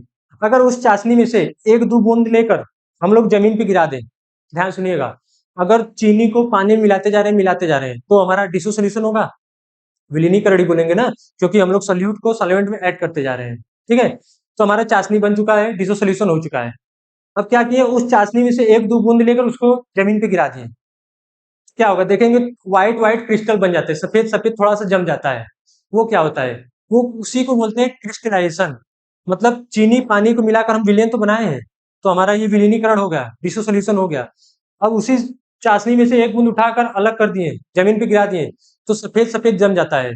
इसका मतलब क्या हुआ, अब वो वापस चीनी और पानी अलग हो गए होते हैं, इसी को हम लोग बोलते हैं क्रिस्टलीकरण। ठीक है, चीनी और पानी वापस उसमें क्या हो गए थे, अलग हो गए थे, जिसको हम लोग क्रिस्टलीकरण बोलते हैं। ठीक है, और saturated solution, non saturated solution मैंने आप लोगों को बता दिया। ठीक, तो हम लोगों ने अभी तक सॉलिड इन लिक्विड, ठोस को द्रव में मिला रहे थे, तो उसमें सल्यूट का इफेक्ट देख लिया, विलय का और विलायक का इफेक्ट देख लिया। अब अगला इसमें मैंने बताया था कौन कौन से इफेक्ट होंगे। इफेक्ट ऑफ टेम्परेचर, ताप का प्रभाव। ठीक है, जो हम लोग सॉलिड को लिक्विड में मिला रहे हैं, अब उसमें देखेंगे कि हम लोग हमारा कितना ताप पर क्या डिपेंड कर रहा है, कैसे डिपेंड कर रहा है, कैसे नहीं कर रहा है। ठीक है, तो 2 बातें ध्यान सुनिएगा, बहुत इंपॉर्टेंट है ये। इससे सीयूटी में बहुत क्वेश्चन आते रहते हैं। ठीक है, और मैक्सिमम लोग इसको कर नहीं पाते, उस कंफ्यूज रहते हैं। ठीक है, बस पॉजिटिव निगेटिव का फर्क रहता है और इसी में कंफ्यूज रहते हैं और आंसर गलत करके आते हैं। तो जब हम सॉलिड को लिक्विड मिला रहे हैं, मतलब ठोस को द्रव में मिला रहे हैं, तो हम क्या जो इफेक्ट ऑफ टेम्परेचर हो रहा है, ताप का उस पर क्या प्रभाव पड़ रहा है, उस चीज को हमको देखना है। ठीक है, तो इफेक्ट ऑफ टेम्परेचर देखते हैं। अब होता क्या है, जब कोई ठोस, ध्यान सुनिएगा, जब कोई ठोस किसी विलायक में मिलाते हैं, कोई सॉल्यूट किसी सॉल्वेंट में मिलाते हैं, तो सोल्यूशन बनता है। ठीक है, सोल्यूशन बन गया। ठीक, होता क्या है कि जब सॉल्यूशन बनता है, कुछ ऐसे सॉलिड होते हैं, ध्यान से, सॉलिड को लिक्विड में मिलाकर हम लोग सॉल्यूशन बना रहे हैं, ठोस को द्रव में मिलाकर विलयन बना रहे हैं। कुछ ऐसे ठोस होते हैं जिनको जब हम सॉल्वेंट में मिलाते हैं, विलायक में मिलाते हैं, तो क्या करते हैं, घुलने के बाद हीट निकालते हैं, उष्मा निकालते हैं। ठीक है, घुलने के बाद क्या करते हैं, उष्मा निकालते हैं, हीट निकालते हैं, जिसको हम लोग बोलते हैं कि एक्जोथर्मिक प्रोसेस हो रहा है, उष्मा छेपी प्रक्रिया हो रही है। ठीक है, लेकिन कुछ ऐसे भी ठोस होते हैं, कुछ ऐसे सॉलिड होते हैं कि जो जिनको हम लोग सॉल्वेंट में मिलाएं, बोल दे कितना भी उसको सेक कर दें, डिजॉल्व नहीं होते हैं। उनको हम लोग अलग से हीट करते हैं, ताप अलग से देके, ठीक है, उनको गर्म करते हैं, तब जाकर वो उसमें घुलते हैं। ठीक है, तो मतलब 2 प्रोसेस हुई। एक तो हम लोग सॉलिड को सॉल्वेंट में ऐड कर रहे थे, तो घुल जा रहे थे और उसमें से हीट निकल रही थी, ऑटोमेटिक उसमें से उष्मा निकल रही थी। ठीक है, और दूसरा प्रोसेस क्या हुआ, जब हम लोग सॉल्यूट को सॉल्वेंट में मिला रहे थे, तो वो मिले ही नहीं, घुल ही नहीं रहे थे, मतलब उनके लिए हमको टेम्परेचर देना पड़ रहा था, तो टेम्परेचर दे रहे थे, तो 2 प्रोसेस हुई। ठीक है, तो इफेक्ट ऑफ टेम्परेचर में देखिए, एक तो सॉल्यूट था, दूसरा सॉल्वेंट था। ठीक है, अब ये जो कंडीशन होती है, इक्विलिब्रियम की कंडीशन पे होती है। अब ये साम्यावस्था की कंडीशन क्या है सर, इक्विलिब्रियम मतलब साम्यावस्था। ठीक है, डायनेमिक इक्विलिब्रियम, साम्यावस्था।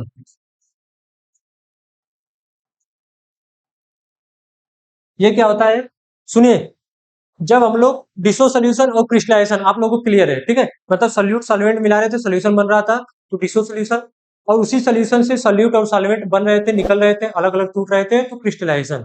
मतलब जब डिसो सोल्यूशन की बनने की दर, विलीनीकरण होने की दर, क्रिस्टलीकरण होने की दर के बराबर हो जाए, तो जो कंडीशन आती है उसको हम लोग साम्यावस्था की कंडीशन बोलते हैं। ठीक है, मतलब rate of dissolution, dissolution, मतलब विलीन होने की दर, rate of dissolution, dissolution is equal to rate of crystallization हो जाए। ठीक है, साम्यावस्था की कंडीशन क्या होगी, इक्विलिब्रियम साम्यावस्था की कंडीशन क्या होगी, rate of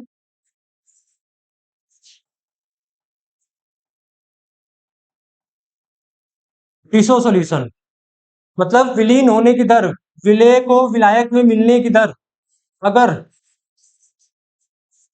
rate of crystallization हो जाती है,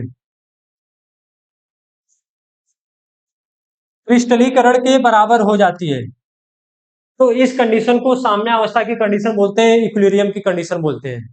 ठीक है, जब डिसो सोल्यूशन मतलब चीनी और पानी के मिलने की दर, ठीक है, मिलकर विलेन बना रहे हैं, उनकी दर और उसी विलयन से चीनी और पानी अलग हो जा रहे हैं, क्रिस्टलीकरण हो जा रहे हैं, तो उनकी दर अगर दोनों जिस पॉइंट पर बराबर होती है उनको साम्यावस्था की कंडीशन बोलते हैं, इक्विलिब्रियम की कंडीशन बोलते हैं।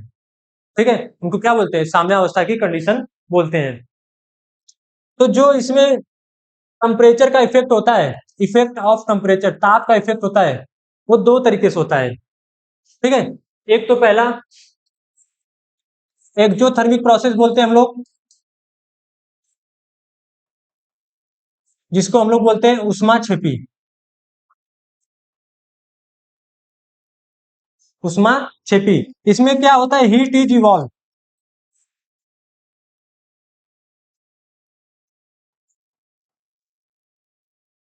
उष्मा निकलती है इसमें से। ठीक है, उष्मा क्या होती है? निकलती है। मैंने बताया हम लोग सॉलिड को लिक्विड में ऐड कर रहे हैं। ठीक है, हम लोग जो पढ़ रहे हैं, क्या पढ़ रहे हैं? सॉलिड कोई था, उसको लिक्विड में मिला रहे थे तो हमारा सोल्यूशन बन रहा था।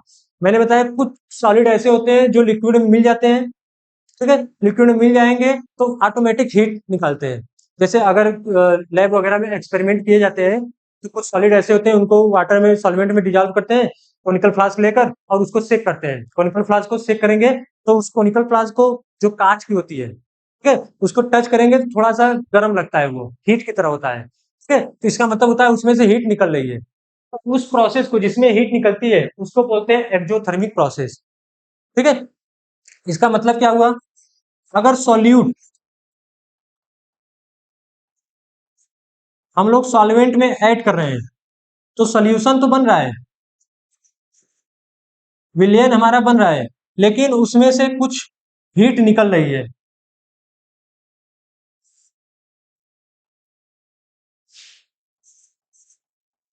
कुछ हीट क्या हो रही है? उसमें से निकल रही है। अभी हम लोग एक काम देख रहे हैं कि सॉल्यूट को सॉल्वेंट में मिलाएं तो जो सोल्यूशन बना उसमें से ऑटोमेटिक हीट निकल रही है। ठीक है, हीट निकले, ये हमेशा साम्य अवस्था की कंडीशन में होता है, इक्विलिब्रियम की कंडीशन पे होता है। ठीक है, तो इसमें अब एक पॉइंट आता है, लास अतालिए का नियम, ली चिटेलियस प्रिंसिपल। क्या होता है? 11th में है इक्विलिब्रियम के चैप्टर में, ली चिटेलियस प्रिंसिपल, लास अतालिए का नियम।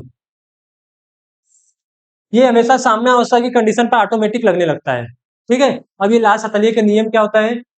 ये नियम कहता है कि अगर, जैसे ये देखिए साम्य अवस्था की कंडीशन है, ध्यान सुनिएगा, ये साम्य अवस्था की कंडीशन है, सोल्यूट को सॉल्वेंट में मिला रहे हैं, सोल्यूशन बन रहा है, मतलब विलय को विलायक में मिला रहे हैं तो विलय हमारा बन रहा है। साम्य अवस्था की कंडीशन है, आराम से काम हो रहा है।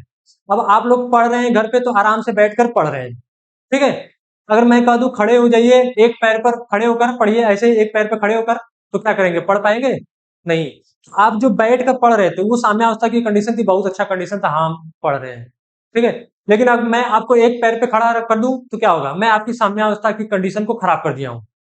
ठीक है, साम्यावस्था की कंडीशन को क्या कर दिया हूँ? खराब कर दिया हूँ। तो आप चाहेंगे क्या कि हम बैठ कर ही पढ़ें, मतलब साम्यावस्था की कंडीशन में ही रहे? तब हमको अच्छा फील हो रहा था। वैसे ही यहाँ पे केस है, अगर विलेय और विलायक को मिलाकर विलयन बना रहे हैं, साम्यावस्था की कंडीशन है, ठीक है, विलयन है। अब मैं क्या काम किया इसमें? अलग से कोई सोल्यूशन था, इसी का सोल्यूशन था, अलग से ले आकर इसमें ऐड कर दिया, मतलब इस विलयन को और बढ़ा दिया।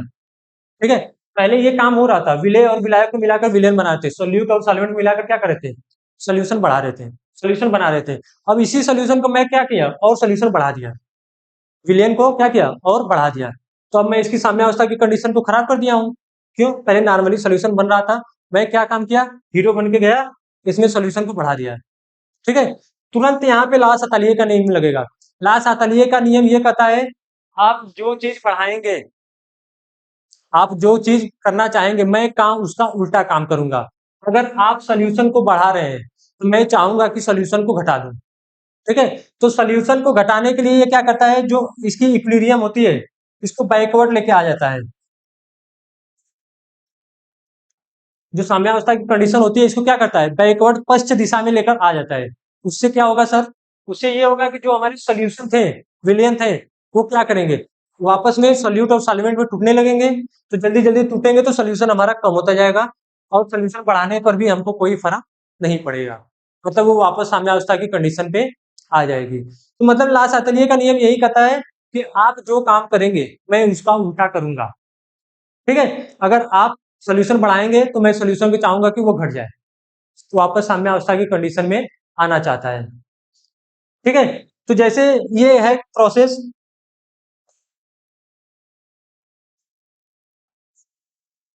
ठीक है, ये एक्जोथर्मी का केस है, इसमें उष्मा निकल रही है। अब इसमें दो इफेक्ट देखा जाता है कि अगर यही इसी कंडीशन में मैं अगर टेम्परेचर को बढ़ा दूं, ध्यान सुनिएगा, इसमें देखा क्या जाता है, दो प्रोसेस देखा जाता है। अगर इसी कंडीशन में एक्जोथर्मिक के केस में जिसमें उष्मा निकल रही है, उसमें क्या करूं, उष्मा को बढ़ा दूं, टेम्परेचर को बढ़ा दूं, या टेम्परेचर को घटा दूं, टेम्परेचर को बढ़ा दूं, यहाँ पे टेम्परेचर निकल रहा है, ठीक है, इसी को बढ़ा दूं या इसी को घटा दूं, तब हमारी विलेयता क्या होगी, सॉल्युबिलिटी क्या होगी, घट जाएगी या बढ़ जाएगी। ठीक है, यही हमको बताना रहता है। तो इसके लिए एक पॉइंट ध्यान सुनिएगा, मैं बस समझने के लिए बता रहा हूं, ध्यान सुनिएगा। ठीक है, देखिए, मान लिए हमारा यहाँ से सॉल्यूट और सॉल्वेंट मिला रहे हैं, विलेय और विलायक मिला रहे हैं। ठीक है, सॉल्यूट और सॉल्वेंट मिला रहे हैं हमारे यहाँ से, ये कंडीशन यहाँ पे आ गई, विलयन पूरा यहाँ तक बना है, ये साम्यावस्था की कंडीशन आ गई, इक्विलिब्रियम की कंडीशन आ गई। ठीक है, अच्छे से समझिएगा, ये इक्विलिब्रियम की कंडीशन आ गई। ठीक है, दो बातें होती हैं, या फिर हमारा इक्विलिब्रियम आगे चला जाएगा, साम्यावस्था आगे चली जाएगी, या साम्यावस्था पीछे चली जाएगी। ठीक है, तो देखिए, अगर सॉल्यूट और सॉल्वेंट को मिला रहे हैं, हमारा यहाँ से इक्विलिब्रियम आ गया, मतलब इसके बाद हमारा सोल्यूशन यहाँ पे बन चुका है। ठीक है, विलयन हमारा बन चुका है, इसके बाद साम्यावस्था की कंडीशन के बाद वापस सॉल्यूट और सॉल्वेंट टूटने लगा है। ठीक है, अब एक कंडीशन ऐसी आती है जिसमें साम्यावस्था पहले चली जाती है। कैसे, जैसे सॉल्यूट और सॉल्वेंट है, इसको हम लोग मिला रहे हैं, इसको मिला रहे हैं, यहाँ तक मिला। ठीक है, सॉल्यूट सॉल्वेंट को मिलाएं, अब यहीं पर आकर हमको वो साम्यावस्था मिल गई, जो इक्विलिब्रियम था, साम्यावस्था की कंडीशन वो यहीं पे मिल गई, मतलब यहीं पे हमारा सोल्यूशन अब बन चुका है। ठीक है, तो पहले साम्यावस्था हमारी कहाँ थी, पहले हमारी साम्यावस्था कहाँ थी, यहाँ थी। अब ये यहाँ पे क्या किया है, पीछे की तरफ चलाया है, इक्विलिब्रियम साम्यावस्था कहाँ आ गया है, पीछे की तरफ आ गया है, मतलब इसको इक्विलिब्रियम हम लोग बोलते हैं बैकवर्ड में आ गया है, पश्चिम दिशा में। इक्विलिब्रियम हमारा कहाँ आ गया है, बैकवर्ड पश्चिम दिशा में आ गया है। ठीक है, तो अब हुआ क्या, पश्चिम दिशा में आ गया, ये तो समझ में आया, लेकिन इसके आने से हुआ क्या, पहले हम लोग सॉल्यूट सॉल्वेंट को यहाँ तक डिजॉल्व कर रहे थे, अच्छे से यहाँ तक मिक्स कर रहे थे, मतलब सॉल्यूट सॉल्वेंट अच्छे से मिक्स कर रहे थे, हमारा सोल्यूशन यहाँ तक बना है। अब हुआ क्या, साम्यावस्था की कंडीशन पहले ही आ गई, मतलब अब सॉल्यूट सॉल्वेंट को हम इसी इतना ही ऐड कर पा रहे हैं। ठीक है, मतलब इसके कंपेयर में इसको कम ही ऐड कर रहे हैं। ठीक है, सोल्यूट सॉल्वेंट को ऐड करके यहाँ तक सोल्यूशन बनाए, तो हमारा सोल्यूशन खूब मस्त का अच्छा से बना। कंडीशन क्या है, साम्यावस्था हमारा पहले आ गया, इक्विलिब्रियम पहले आ गया, तो इस पर क्या हुआ, हमारा इक्विलिब्रियम पहले आ गया, मतलब सॉल्यूट जो और सॉल्वेंट था, इसमें सॉल्यूट कम मात्रा में मिला। सॉल्यूट क्या हुआ, पहले ही साम्यावस्था आ गई, तो सॉल्यूट और सॉल्वेंट कम ही मिला पाए हम लोग, उस सॉल्यूट को कम मिलाए हैं, इसका मतलब मैं कह सकता हूँ कि विलेयता हमारी कम हो गई है। क्यों, क्योंकि विलेयता की परिभाषा ही क्या थी, मैक्सिमम अमाउंट ऑफ सॉल्यूट, मतलब कितना हम लोग सॉल्यूट उसमें विलेय ऐड कर सकते हैं उस सॉल्वेंट में। ठीक है, अब इसमें आ गया कि साम्यावस्था की सोल्यूशन पहले ही बन गया है, इसका मतलब कि हम विलेय इसमें कम मिलाए हैं, सॉल्यूट इसमें कम मिलाए हैं, तभी हमारी साम्यावस्था आ गई है। अब सॉल्यूट में सॉल्वेंट कम मिलाए हैं, तो इसका मतलब मैं कह सकता हूँ विलयन हमारा कम रहेगा, विलेयता क्या रहेगी, कम रहेगी, तो मैं इसको कह सकता हूँ कि हमारी विलेयता क्या होगी, घट गई है। ठीक है, ये बस मैं आप लोगों के समझने के लिए बता रहा हूँ, इसका यूज है आगे तुरंत आसानी से बहुत समझ में आएगा। ठीक है, अब एक कंडीशन और क्या आई, एक कंडीशन ऐसी आई, साम्यावस्था जो हमारी थी वो कहाँ चली गई, आगे चली गई, जो साम्यावस्था थी वो कहाँ चली गई, आगे चली गई। अब इस स्थान पर इक्विलिब्रियम मिला है, यहाँ से सोल्यूशन वापस सॉल्यूट और सॉल्वेंट में विलय और विलायक में टूटने लगा। अब क्या हुआ सर, पहले हम लोग जो सोल्यूशन देखे थे वो इक्विलिब्रियम की कंडीशन यहाँ तक थी, इक्विलिब्रियम की कंडीशन कहाँ तक थी, यहाँ थी। अब वो जो इक्विलिब्रियम कंडीशन है, साम्यावस्था कंडीशन है, वो कहाँ चली गई है, आगे चली गई है, कहाँ चली गई है, आगे चली गई है। इसी को बोलते हैं कि इक्विलिब्रियम हमारा फॉरवर्ड चला गया है, साम्यावस्था जो हुई है वो क्या हो गई है, अग्र दिशा में चला गया है। तो साम्यावस्था अग्र दिशा में जाने का मतलब क्या है, सॉल्यूट और सॉल्वेंट को हम ऐड करते जा रहे हैं, ऐड करते जा रहे हैं, उस सॉल्यूट को उसमें ऐड करते जा रहे हैं, हमारा सोल्यूशन बनता जा रहा है, मस्त बनता जा रहा है। यहाँ तक इक्विलिब्रियम था, इसे यहाँ भी नहीं रुका, और सॉल्यूट ऐड कर रहे हैं और मिक्स हो रहा है, और सॉल्यूट ऐड कर रहे हैं और मिक्स हो रहा है। साम्यावस्था कहाँ बनी? यहाँ पर। मतलब सॉल्यूट और सॉल्वेंट को हम यहाँ से यहाँ तक ऐड कर पाए, तो इसका मतलब मैक्सिमम अमाउंट ऑफ सॉल्यूट हम लोग ऐड कर चुके हैं। इन दोनों के कंपेयर में तो ज्यादा सॉल्यूट ऐड कर दिए हैं, ठीक है। अगर सॉल्यूट विलेय ज्यादा ऐड कर दिए, उसी को तो मैक्सिमम अमाउंट ऑफ सॉल्यूट बोला जाता है, विलेयता। तो मतलब पहले विलेयता यहाँ तक थी, अब यहाँ पे सॉल्यूट हम लोग और ऐड कर दिए, विलेय और ऐड कर दिए, तो मैं कह सकता हूँ कि विलेयता हमारी बढ़ गई है, ठीक है। तो इसमें विलेयता क्या होगी? जो सॉल्युबिलिटी होती है, विलेयता होती है, वो क्या होती है? इंक्रीज कर जाती है, और इसमें डिक्रीज कर जाती है, ठीक। तो दो कंडीशन याद रखिएगा, जब भी हमारी इक्विलिब्रियम की कंडीशन रहती है तो सॉल्यूशन मस्त बनता है, ठीक है। लेकिन अगर इक्विलिब्रियम बैकवर्ड चलाता है, पहले चलाता है, मतलब सॉल्यूट और सॉल्वेंट मिलकर पहले ही सॉल्यूशन बना दिए, साम्यावस्था की कंडीशन पहले ही आ गई है, अब इसके बाद सॉल्यूट और सॉल्वेंट टूटने लगे हैं, ठीक है। तो मतलब इतना ही हम लोग मिला पाए, तो हमारी सॉल्युबिलिटी पहले की अपेक्षा क्या होगी? कम हो गई, विलेयता कम हो गई। अब एक कंडीशन ऐसा आया जब हमारे इक्विलिब्रियम साम्यावस्था की कंडीशन आगे चली गई। आगे जाने का मतलब क्या है? हम और सॉल्यूट उस सॉल्वेंट में ऐड कर सकते हैं, ठीक है। अगर और सॉल्यूट उस सॉल्वेंट में ऐड कर रहे हैं, मतलब सॉल्यूट ऐड करते जा रहे हैं, ऐड करते जा रहे हैं, ऐड करते जा रहे हैं, तो सॉल्यूट की मात्रा जितना मैक्सिमम ऐड करते हैं वही तो सॉल्युबिलिटी होती है। अब इन दोनों के कंपेयर में क्या हुआ? हम ज्यादा सॉल्यूट ऐड कर दिए, मतलब इसकी सॉल्युबिलिटी विलेयता को हम लोग क्या किए? बढ़ा दिए, ठीक है। तो अगर इक्विलिब्रियम बैकवर्ड आता है, पहले आता है, तो विलेयता घट जाती है। अगर इक्विलिब्रियम आगे चला जाता है, साम्यावस्था आगे चली जाती है, तो विलेयता क्या होगी? बढ़ जाएगी, ठीक है। इस चीज को ध्यान में रखिएगा अच्छे से, इसका तुरंत अब ये बताऊंगा तो आप लोग को अच्छे समझ में आएगा, ध्यान सुनिएगा। इसको करने का एक ट्रिक है, इसको करने का एक ट्रिक है, और वो ट्रिक क्या है सर? वो ट्रिक क्या है?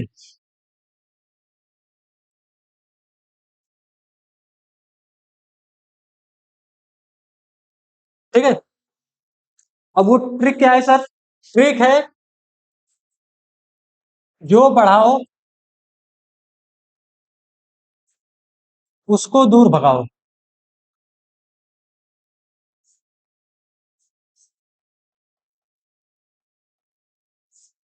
जो बढ़ाओ उसको दूर भगाओ, और जो घटाओ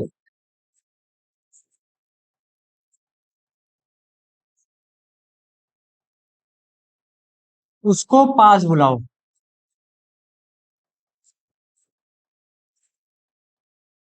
ठीक है। अब उसको यहाँ पे क्या है? साम्यावस्था की कंडीशन है, इक्विलिब्रियम को बुलाया गया है, ठीक है।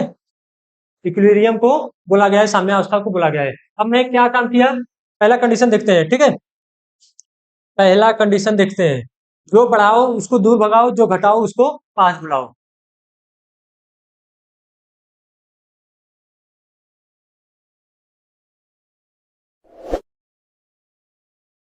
ठीक। और थोड़ा सा बड़ा कर देता हूँ, ठीक है। अब मैं पहली कंडीशन ले लिया कि हम एक्जोथर्मी का जो केस था, उष्मा क्षेपी जो अभिक्रिया थी, इसमें जब सॉल्यूट को सॉल्वेंट में ऐड कर रहे थे, सॉल्यूशन बना था, हीट निकल रही थी, ठीक है, हीट निकल रही है। और जो हीट निकल रही है, उसी हीट में मैं क्या काम किया? और टेम्परेचर बढ़ा दिया, और ताप दिए जा रहा हूँ। एक तो पहले से ही हीट निकल रही थी, उसमें हम लोगों ने और ताप को बढ़ा दिया, ठीक है। तो मतलब उस साम्यावस्था की कंडीशन को मैं क्या किया? खराब कर दिया। पहले अपना नॉर्मली हीट निकाल रहा था, टेम्परेचर वो निकाल रहा था, कुछ उष्मा दे रहा था, मैं क्या काम किया? उसमें और टेम्परेचर बढ़ा दिया उसी साइड, मतलब उसकी साम्यावस्था की कंडीशन क्या कर दिया? खराब कर दिया। तो इक्विलिब्रियम क्या चाहेगा? लास्ट अतलिये के नियम के अनुसार वो चाहेगा कि मैं इक्विलिब्रियम में ही रहूं, ठीक है। अगर टेम्परेचर बढ़ा रहे हैं, ध्यान सुनिए, टेम्परेचर बढ़ा रहे हैं तो बढ़ा किस साइड रहे हैं? इस साइड। ध्यान सुनिए, टेम्परेचर बढ़ा रहे हैं तो टेम्परेचर इस साइड बढ़ा रहे हैं, और मैं बोला जो बढ़ाओ उसको दूर भगाओ, ठीक है। अगर बढ़ इस साइड रहा है तो इससे दूर किधर होगा? इस साइड होगा। अगर इस साइड होगा तो इस साइड क्या होगा? इक्विलिब्रियम। और जो इक्विलिब्रियम है वो कहाँ आ गया? बैकवर्ड आ गया, ठीक है। टेम्परेचर बढ़ा रहे थे, मैं बोला जो बढ़ाओ उसको दूर भगाओ, तो दूर इससे किधर आएगा? इस साइड। मतलब ये जो इक्विलिब्रियम हमारा इस साइड आएगा। अगर इक्विलिब्रियम पहले यहाँ था, तो अब क्या हुआ? बैकवर्ड आ गया है, पश्चिम दिशा में आ गया है। अगर इक्विलिब्रियम बैकवर्ड आ गया है, तो मैं क्या कर सकता हूँ? हमारी सॉल्युबिलिटी घट गई है, विलेयता घट गई है, जो अभी मैंने इसके नेक्स्ट स्लाइड पे बताया था। ठीक है। तो अगर टेम्परेचर बढ़ाते हैं, अगर टेम्परेचर बढ़ाते हैं, टेम्परेचर बढ़ाएंगे इस साइड, जो बढ़ा रहे हैं उससे दूर भगाएंगे, तो दूर तो इस साइड आएगा। अगर दूर इस साइड आ रहा है मतलब हमारी जो इक्विलिब्रियम थी, साम्यावस्था की कंडीशन, वो बैकवर्ड आ गई, पश्चिम दिशा में आ गई। साम्यावस्था हमारी कहाँ आ गई?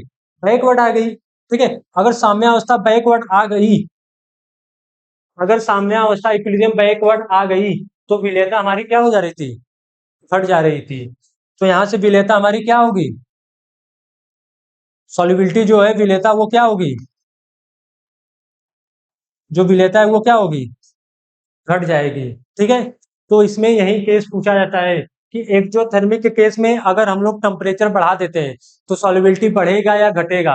अगर टेम्परेचर घटा देते हैं तो सॉल्युबिलिटी बढ़ेगा या घटेगा, ये कंडीशन पूछा जाता है। या उसमें पूछ देगा कि टेम्परेचर बढ़ाने से, ताप बढ़ाने से इक्विलिब्रियम फॉरवर्ड जाएगा कि बैकवर्ड जाएगा। ठीक है। तो अगर एक्जोथर्मिक का केस है, हीट निकल रही है, हीट निकलेगी मतलब हीट इधर से निकल रही है। अगर इसी में टेम्परेचर को और बढ़ा दिए तो क्या करेगा? जिस साइड बढ़ाएं उससे दूर भगाएंगे, दूर इधर आएगा, तो मतलब इक्विलिब्रियम हमारा बैकवर्ड आ गया, पश्चिम दिशा में आ गया। अगर इक्विलिब्रियम बैकवर्ड आ गया तो मैंने बताया कि सॉल्युबिलिटी हमारी घट गई। अगर मैं इसी में एक काम क्या किया, टेम्परेचर को घटा दिया, टेम्परेचर तो कुछ निकल रही थी, अब मैं क्या काम किया, इसको घटा दिया। अगर टेम्परेचर घटा दिए तो इसका मतलब क्या हुआ? टेम्परेचर घटा दिए, टेम्परेचर घटा दिए इसका मतलब क्या हुआ? जो घटाओ उसको पास बुलाओ।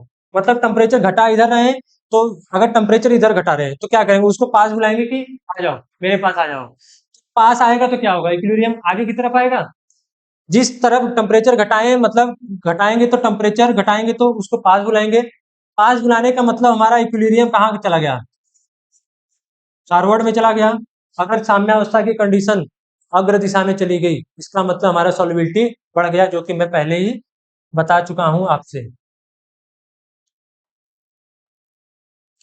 यहाँ क्या था? साम्यावस्था इक्विलिब्रियम फॉरवर्ड चला गया तो विलेयता क्या हो रही थी? बढ़ जा रही थी। ठीक है। तो अगर मैं टेम्परेचर घटाता हूँ, टेम्परेचर घटाऊंगा तो पास बुलाऊंगा, पास बुलाऊंगा तो इधर से उधर जाएगा, मतलब इक्विलिब्रियम फॉरवर्ड जाएगा। साम्यावस्था की कंडीशन अग्र दिशा में जाएगी।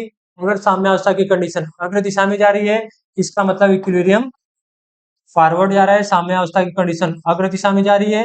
अगर इक्विलिब्रियम आगे जा रहा है तो सॉल्युबिलिटी हमारी क्या होगी? इंक्रीज कर जाएगी। ठीक है। ये था एक्जोथर्मी के केस में। यहाँ से ऑब्जेक्टिव क्वेश्चन, बहुविकल्पी क्वेश्चन बहुत बनते हैं, तो इसको याद रखिएगा। किसी को जल्दी समझ में नहीं आता है, बहुत लोग इसमें बहुत कंफ्यूज रहते हैं। ठीक है। क्योंकि अभी दो कंडीशन आई है। अभी मैं इंडोथर्मिक का केस भी बताऊंगा, इंडोथर्मिक का केस भी बताऊंगा, तो उसमें भी दो आएंगे केस, चार केस हो जाते हैं।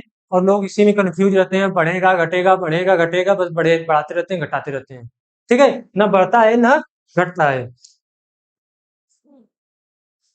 तो लास्ट अतलीय के नियम के अनुसार तो एक हुआ एक्जोथर्मिक प्रोसेस, मैंने बताया था। सॉल्यूट को सॉल्वेंट में ऐड कर रहे हैं, मतलब ठोस को द्रव में मिला रहे हैं, सॉल्यूट को लिक्विड में मिला रहे हैं। तो एक केस ऐसा होता है कि उसमें ऑटोमेटिक हीट निकलती है। ठीक है। ठीक है, उसकी कंडीशन हम लोगों ने देख लिया, सर ऐसे होगा, टेम्परेचर घटाएंगे बढ़ाएंगे, सॉल्युबिलिटी घटेगी बढ़ेगी, जो भी होगा होगा। ठीक है। लेकिन अब कुछ सॉलिड ऐसे होते हैं, कुछ ठोस ऐसे होते हैं जिनको अगर द्रव में मिलाते हैं हम लोग, द्रव में मिलाने पर क्या होगा? वो घुलेंगे ही नहीं, मिलते ही नहीं है। तो उनके लिए क्या करते हैं हम लोग? कुछ हीट देते हैं। हम लोग क्या करते हैं? अलग से उनको हीट देते हैं कि वो घुल जाए। तो दूसरा कंडीशन क्या होगा? उसको हम लोग बोलते हैं एंडोथर्मिक। एंडोथर्मिक बोलते हैं। एंडोथर्मिक मतलब हीट एब्जॉर्ब करती है। उसमें क्या था? हीट निकलती थी, अब इसमें हीट क्या होगी? एब्जॉर्ब करेगी। एंडोथर्मिक मतलब उष्मा शोषी। ठीक है। अब हीट एब्जॉर्ब करने का मतलब क्या है सर? अगर सॉल्यूट को, विलेय को सॉल्वेंट में मिला रहे हैं, विलायक में मिला रहे हैं, और इक्विलिब्रियम की कंडीशन है, सॉल्यूशन बन रहा है, तो एंडोथर्मिक के केस में हमको हीट कुछ देनी पड़ेगी। ठीक है। हीट देनी पड़ेगी, सॉल्यूट और सॉल्वेंट मिलकर, तब जाके हमारी साम्यावस्था की कंडीशन है। यहाँ से साम्यावस्था की कंडीशन ये है। अब आप लोग बताएंगे कि अगर इस कंडीशन में मैं टेम्परेचर बढ़ा दूं तो विलेयता सॉल्युबिलिटी क्या होगी, घटेगी या बढ़ेगी। अगर टेम्परेचर घटा दूं तो सॉल्युबिलिटी घटेगी या बढ़ेगी। ये अब आप लोग हमको बताएंगे, मैं देखूंगा किसका सही है किसका गलत है। बाकी इसको नेक्स्ट लेक्चर में हम लोग स्टार्ट किया जाएगा। ठीक है, तो दो केस हम लोगों ने यहाँ पे देख लिया है। अभी हम लोग इफेक्ट ऑफ टेम्परेचर देख रहे हैं, मतलब सॉलिड को लिक्विड में मिला रहे थे तब उस पर ताप का क्या इफेक्ट होगा देखना है हमको। तो दो कंडीशन देखे हम लोग। पहला था एक्जोथर्मिक का केस। एक्जोथर्मिक मतलब जिसमें हीट ऑटोमेटिक निकलती है, इसको हम लोग डेल्टा एच निगेटिव भी करके डिनोट करते हैं। तो सारे कंडीशन को याद रखिएगा आप लोग, डेल्टा एच निगेटिव भी बोलते हैं। डेल्टा एच निगेटिव मतलब ऊष्माक्षेपी प्रक्रिया है, एक्जोथर्मिक है। एक्जोथर्मिक के केस में हीट निकलती है। अगर हीट निकलती है तो इसमें इक्विलिब्रियम फॉरवर्ड जाएगा कि बैकवर्ड जाएगा, टेम्परेचर बढ़ाएंगे घटाएंगे तो क्या होगा। ठीक है, दूसरा केस है एंडोथर्मिक का केस, उष्मा शोषीय विक्रिया जिसमें हीट एब्जॉर्ब होती है। इसमें अगर हीट एब्जॉर्ब होती है तो सल्यूट सॉल्वेंट मिलाकर सोल्यूशन बन जाएगा। अब आप लोग इसमें बताइएगा टेम्परेचर बढ़ाने से और टेम्परेचर घटाने से क्या फर्क पड़ेगा। ठीक है, बाकी इसको नेक्स्ट लेक्चर में हम लोग स्टार्ट करेंगे, इसके आगे हम लोग देखेंगे। तो इसको अच्छे से पढ़िएगा, बहुत ही इंपॉर्टेंट है ये। और आगे इसको स्टार्ट करते हैं हम लोग, अच्छे से इस लेक्चर को देख लीजिएगा। जितने भी डिफिनेशन हमने बताया वो बोर्ड के लिए बहुत इंपॉर्टेंट है, वो सब इंपॉर्टेंट क्वेश्चन आते रहते हैं। ठीक है, सीयूटी में भी मैंने बताया कि अभी 2024 में ही क्वेश्चन आया था इसी साल। तो अच्छे से पढ़िए, सारे ऑब्जेक्टिव क्वेश्चन वगैरह मैं कराते जाऊंगा, सीयूटी के लिए भी बोर्ड के भी कराऊंगा। कैसे क्वेश्चन कहाँ पूछते हैं, सारे क्वेश्चन यहाँ सेट है, सब कुछ यहाँ पे कराया जाएगा। ठीक है, तो इतना देखिए, इसके बाद मिलते हैं फिर नेक्स्ट लेक्चर में। ठीक है, थैंक यू।